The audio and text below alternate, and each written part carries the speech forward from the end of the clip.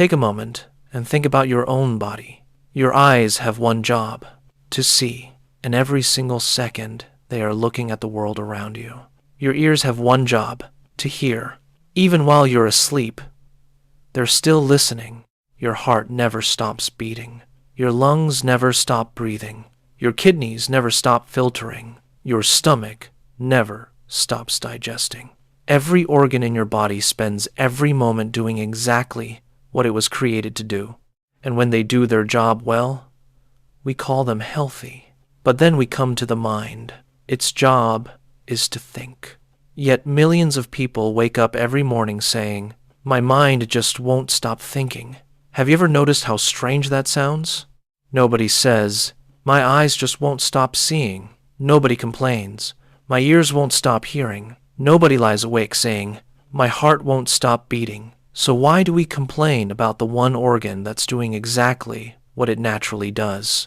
If thinking is normal, why does it sometimes leave us exhausted, overwhelmed, and anxious? Imagine opening Google and typing just one word. Within a fraction of a second, thousands of results appear. Some are exactly what you're looking for. Some are only partly related. Some are completely wrong. Now, imagine getting angry at Google because it gave you too many results.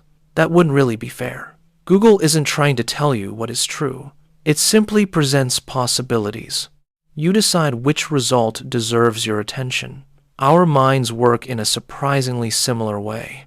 A single thought appears. What if I fail? Almost instantly, your mind begins searching. What if everyone laughs? What if I disappoint my family? What if this mistake changes my whole future? What if I never recover? It keeps producing possibilities. Not because it knows what will happen, but because one of the mind's natural functions is to imagine different outcomes. The interesting question isn't why your mind creates thoughts. The interesting question is, why do we believe so many of them? Think about your own life. How many things have you worried about that never actually happened? Perhaps you imagined an uncomfortable conversation for days, only to discover it went better than expected. Maybe you convinced yourself someone was upset with you, only to find out they were simply busy. Or perhaps you spent an entire night worrying about tomorrow, only to wake up and realize everything was perfectly fine. If you could collect every frightening prediction your mind has ever made, you'd probably discover that most of them never became reality. That doesn't mean your mind is broken. It simply means your mind is preparing for possibilities, not making promises about the future. Over thousands of years, our brains developed an incredible ability. The people who noticed possible danger before everyone else were often the ones who survived. A strange sound in the bushes, dark clouds before a storm, a river rising after heavy rain. Imagining what could go wrong wasn't pessimism. It was survival. That remarkable ability has been passed down through countless generations. The world around us has changed dramatically, but our minds still do what they've learned to do. Instead of asking, "Is there a predator nearby?" they ask, "What if I lose my job? What if I make the wrong decision? What if people judge me? What if something terrible happens?" The questions changed. The habit of searching never did. Here's something else that's fascinating. Have you ever noticed that one criticism can stay with you much longer than 10 compliments? Most people have. That's because our brains naturally pay more attention to potential problems than pleasant experiences. A compliment feels nice. A possible threat demands attention. For our ancestors, ignoring danger could have serious consequences. So our minds gradually learn to give more importance to anything that might protect us. Understanding this changes how we look at our own thoughts. Instead of asking, "Why am I thinking this?" perhaps we can ask, "What is my mind trying to protect me from?" Sometimes that answer is useful. Sometimes it's based on a fear that doesn't actually exist. Either way, understanding is often more helpful than fighting. Have you ever noticed where your mind spends most of its time? It's rarely here. Instead, it keeps traveling. Sometimes it goes backward, replaying conversations, reliving mistakes, wishing things had happened differently. Other times it rushes forward, imagining problems that haven't happened and may never happen. The past can teach us. The future can help us prepare. But neither is a place where we can actually live. Life only happens in one moment. This one. When you notice your mind wandering into yesterday or racing toward tomorrow, gently invite it back. Look around you. Notice what you can see. Listen to the sounds around you. Feel your feet touching the ground. Take one slow breath. Not because the past and future don't matter. They do. But because the present is the only place where you can make a decision. It's the only place where you can solve a problem. It's the only place where you can experience peace. Perhaps that's why we call it the present, because it truly is a gift. Another interesting thing happens when we try to force our minds to stop thinking. Suppose I told you, for the next 10 seconds, don't think about a bright yellow banana.